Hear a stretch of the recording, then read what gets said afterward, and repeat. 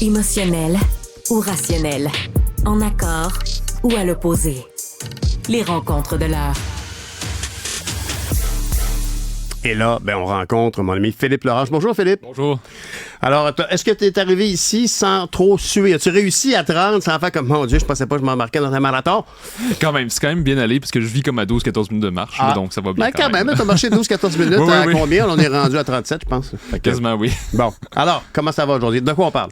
Ça va très bien. Aujourd'hui, je voulais parler, on a vu l'entrevue de François Legault avec Patrice Roy, qui a parlé de plusieurs sujets, notamment les 10 premières minutes parlaient uniquement du troisième lien. Ce fameux grand projet qui n'en finit plus de faire jasette. Mais ce qui m'intéressait, c'est surtout les discussions concernant le fameux référendum perdant.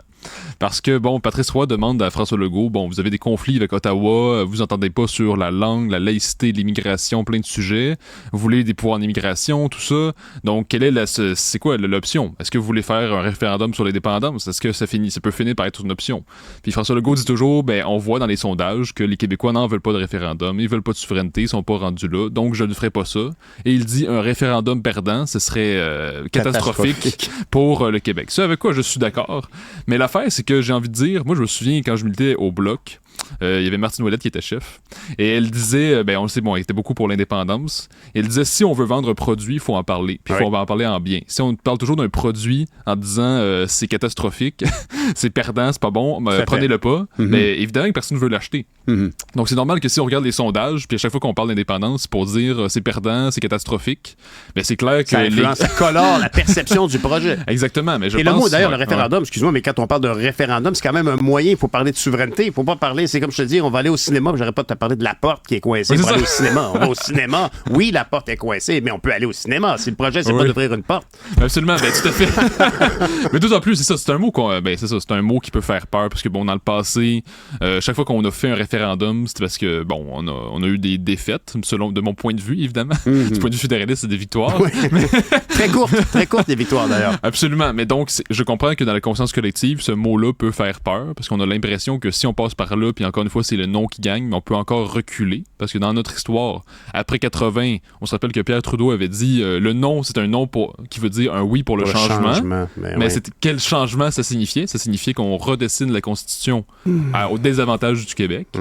En 95, là, encore une fois, ça l'a passé proche, puis là, après ça, il y a eu le scandale des commandites, il y a eu le plan B pour nous asphyxier fiscalement. Donc, si on perd, encore une fois, le troisième référendum, ça peut être en effet catastrophique. Cela dit, je voulais aujourd'hui justement qu'on réfléchisse ouvertement, comme si c'était un peu le comité stratège de François Legault. Le comité aviseur de M. Legault. Absolument. Bon, on peut se demander... Je suis pas sûr qu'il m'appellerait, mais bon. Non, en effet, mais peut-être que quelques-uns nous écoutent, quelques caquistes, je ne sais pas. Oui. Mais justement, François Legault arrête pas de dire depuis des années qu'il est fier d'être québécois, que son gouvernement est nationaliste, autonomiste, que c'est la troisième voie. Donc, on attend souvent ces expressions-là. Je m'excuse, mais j'ai entendu encore troisième, puis là, je te dis, pas encore le lien. Voix. Non, c'est ça. Okay. Non, c'est ça, on est souvent dans ce genre de thématique-là avec la CAQ. Non, mais c'est ça, si on est dans l'idée qu'on est une troisième voie, donc on n'est ni indépendantiste, ni strictement fédéraliste. Donc on veut l'autonomie du Québec dans le Canada, il faut des actions sérieuses. Et à mon sens, pour le moment, les actions sérieuses manquent, ou du moins ce qui a été fait n'est pas suffisant. Puis on l'a vu, par exemple, François Legault l'admet lui-même en disant, je veux peut-être rapatrier tous les pouvoirs en immigration par un référendum. À mon sens, c'est quelque chose qu'il faudrait qu'il se fasse. Parce que là, on est toujours pris dans des conflits de c'est quoi notre vision de l'immigration, c'est quoi nos valeurs. Donc, peu importe ce qu'on pense de l'immigration, si c'était juste nous, entre Québécois, qui décidaient des seuils, de la manière qu'on intègre, de qui vient ici, là, à ce moment-là, on serait beaucoup moins pris toujours dans des conflits qui n'en finissent plus, des conflits juridiques. Puis toujours, d'ailleurs, je trouve ça un peu humiliant de voir François Legault toujours dire « J'attends que le premier ministre réagisse, j'attends que le premier ministre du Canada, j'attends la prochaine élection canadienne. » Mais à un moment donné, c'est parce qu'on est un peuple adulte, on est un peuple mature, on peut décider par nous-mêmes démocratiquement. On n'a pas à attendre que l'autre bord de la rivière des Outaouais, on décide pour nous peut-être de notre bord. Je suis malheureusement, je suis pas content de cette situation-là, mais je suis malheureusement très d'accord avec toi, puis je pense que on le sait, M. Legault a malheureusement comme vendu toutes les cartouches de sa carabine. Tu sais, comme il prétend des choses, mais c'est des balles à blanc.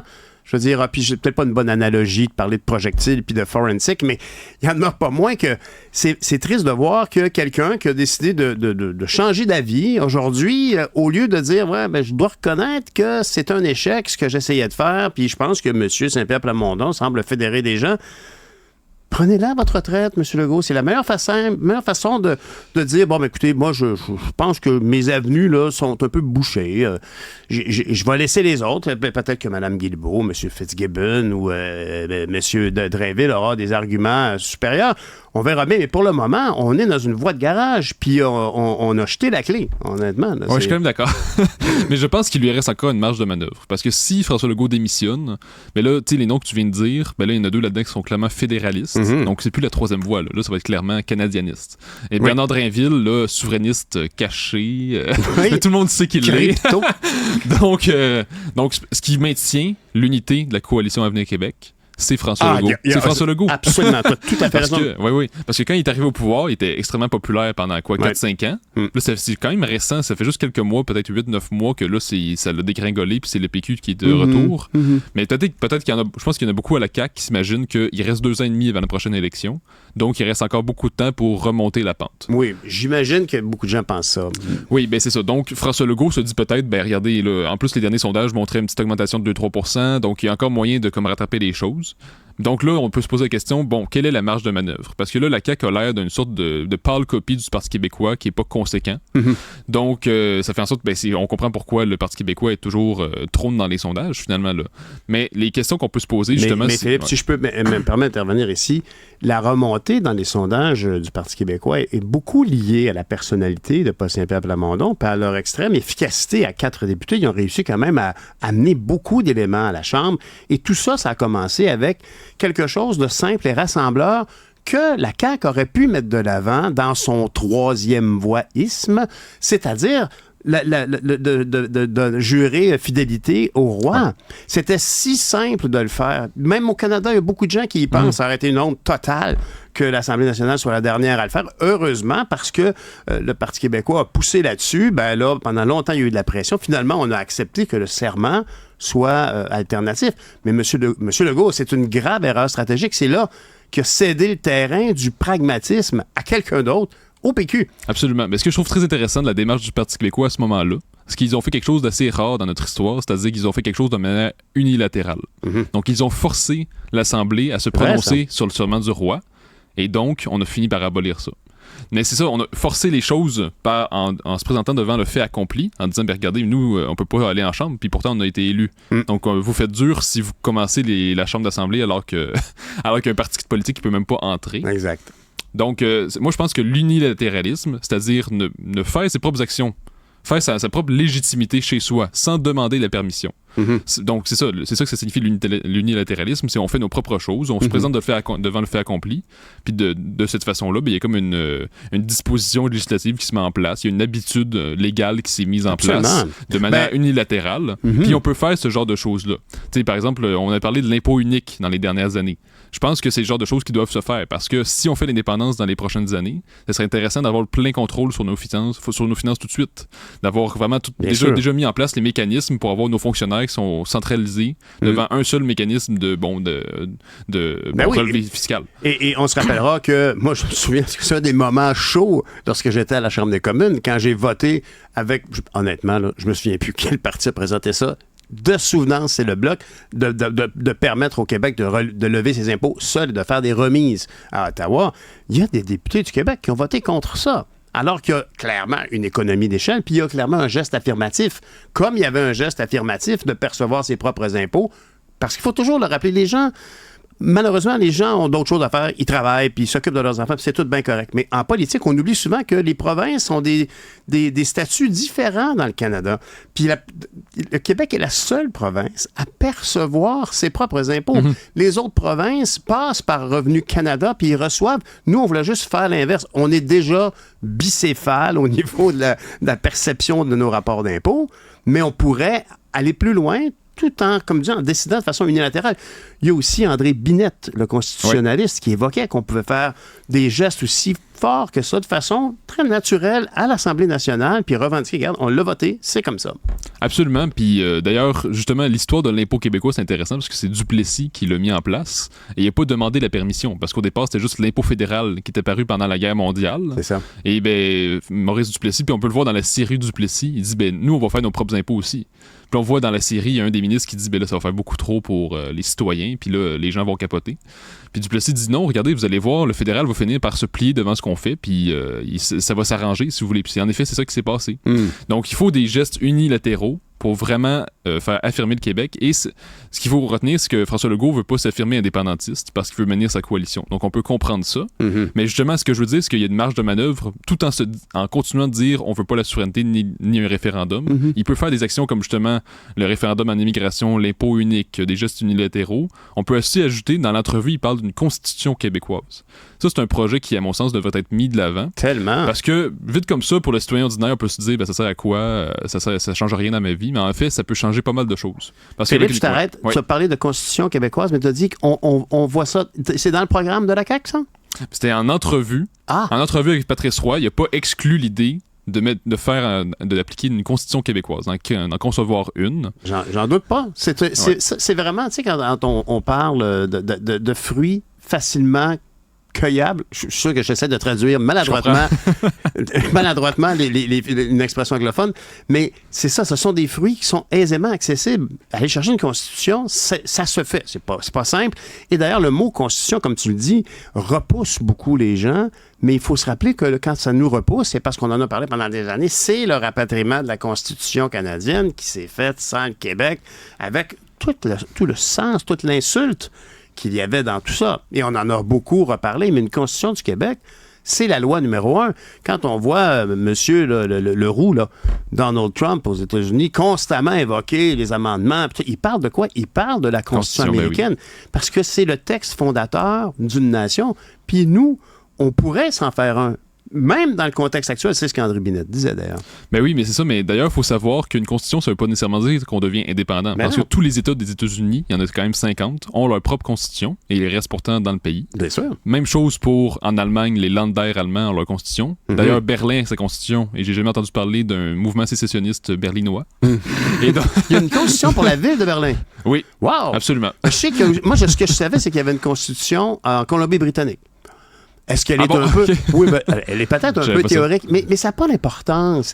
L'important, c'est ce qu'on se donne. On décide de dire, bon, ben nous autres, là, on n'arrête pas de dire qu'on est une nation, qu'on est un peuple, qu'on a une façon de faire, une façon de vivre. Et c'est factuel. Moi, je ne suis pas avocat, ça me fascine beaucoup, mais tout à l'heure, on parlait d'histoire de cours. Je veux dire, même dans le Canada, on est une exception. Tout le monde est sur le common law britannique. Absolument. Puis nous, on est sur le code civil inspiré de la France.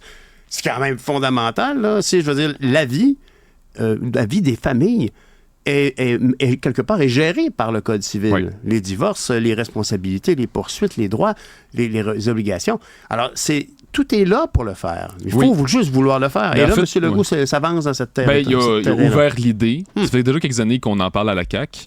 Mais l'affaire, c'est que la Constitution serait utile pour justement établir notre propre légitimité. Pour dire, regardez, mettons, le Cour suprême, je peux rejeter la loi 21. OK.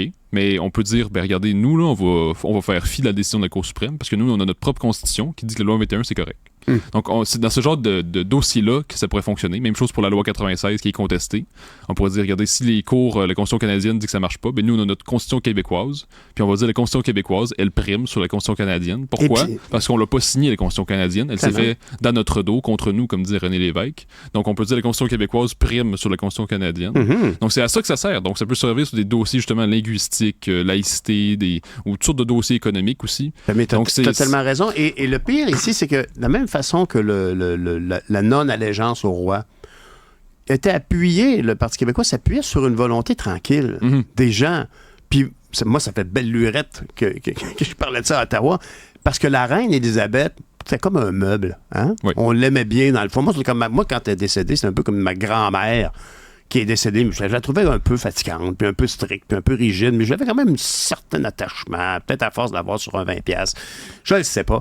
Mais quand le roi est apparu, là, t'as vu la pièce de monnaie là, de Canadian Mint en couleur, c'est d'un, là. tu regardes ça, tu dis, waouh, ça, c'est lui mon vrai chef d'État. En effet. Écoute, alors ça, c'est vraiment... Mais on peut s'appuyer sur une volonté populaire relativement à une constitution. Je pense que tout le monde est d'accord pour dire au Québec que la priorité, la primauté parlementaire, elle est à Québec. Elle est pour la vaste majorité des Québécois, on voit notre gouvernement du côté de l'Assemblée nationale. D'ailleurs, ce que je voulais te dire, c'est qu'il y a un an, ce que je voulais dire, c'est qu'il y a un an, il y a l'Institut de, je sais pas, c'est l'IRE, mais je sais plus c'est quoi le nom complet, c'est créé par Pierre-Carl Pelado, là, c'est l'Institut de recherche sur l'autonomie, je pense. Ah oui. Puis il avait fait un sondage à l'été dernier, 2023, et ça montrait qu'une majorité de Québécois sont en faveur d'une république québécoise. Une république au sens que le Québec a sa propre constitution, puis ses propres valeurs républicaines. Et donc il y a une majorité de plus de 60%. Oui, absolument. Non, c'est ça, mais donc... On est dans l'ère du temps avec l'actualité française. Tu disais tantôt que les Québécois ont peur du mot constitution, mais ce sondage-là montre qu'en fait, ils ont même pas si peur que ça. Il y a une majorité qui veut une constitution, qui veut de faire du Québec une république. Donc, on peut aller de l'avant avec ça. Et je pense que François Legault aurait intérêt à le faire. Mais malheureusement, ici, on est exposé à des choix qu'on dit cornéliens, c'est-à-dire la patrie avant le parti. Mm-hmm. Hein? Alors ici, là, puis amener, par exemple, un projet de constitution pour le Québec. Moi, j'ai beaucoup parlé de la cérémonie de citoyenneté pour les nouveaux arrivants. Parce qu'ici, il faut le rappeler, une personne qui obtient sa citoyenneté canadienne, après toutes les démarches qu'on sait très longues et tout ça, avec tout le drame de s'expatrier, de tout quitter sa famille, tout ce qu'on a, de s'en venir ici, s'installer, une fois qu'il reçoit sa citoyenneté, il reçoit sa citoyenneté canadienne, et c'est dans un contexte de cérémonie où on prête allégeance au roi. Absolument. Où on peut le faire en anglais, si on veut, en toute conformité, et dans lequel le processus québécois n'existe pas. Et c'est pour ça que tu rencontres une Alsacienne qui est serveuse dans un restaurant du Vieux-Québec qui vient d'obtenir sa citoyenneté, puis elle dit « J'ai ma citoyenneté canadienne. » Elle est très heureuse. Puis je comprends, on n'est pas dans le processus. On n'est pas là. Si on avait une constitution, on pourrait, par exemple, jurer de fidélité ou d'adhérer aux valeurs de la Constitution du Québec qui, éminemment, est distinctive, différente des valeurs canadiennes. Alors, mais malheureusement, quand on parle, je trouve que les forces en position fédéralistes et les forces souverainistes, il y a comme des dossiers qui sont un peu consensuels. Ceux que tu amènes ce matin sont des dossiers qui sont un peu comme facile d'accès. Easy reach. Pour être appliqué, absolument. Oui. Mais ce que tu parles, c'est la citoyenneté. La citoyenneté, on n'en a même pas. On n'a pas la citoyenneté québécoise. On peut la créer, celle-là aussi. À ce moment-là, comme tu dis, il y aurait pu avoir une cérémonie. Parce que pour le moment, il y a juste des cérémonies comme qui sont de l'ordre de l'initiative de certains députés, par exemple du Bloc québécois. Tout à fait. Ou d'autres députés. J'ai vu ça chez Québec solidaire également. Mario Beaulieu. Oui. Était le premier instigateur. Oui. Denis Trudel à Longueuil le fait aussi. Et c'est magnifique, mais c'est comme si le c'est député... une initiative personnelle. Oui, c'est ça. Et alors qu'on apprend récemment dans la volonté de Pascal Bérubé de présenter un projet de loi pour qu'il y ait un drapeau du Québec dans chaque école, puis on fait comme « Hein? C'est pas fait encore? Comment ça se fait? C'est pas fait? Comment ça, dans chaque école, il y a un drapeau devant l'école. Mais ce qu'ils veulent, je pense, c'est un drapeau du Québec dans chaque classe. Oui, tout à fait. C'est ça. Tout à fait.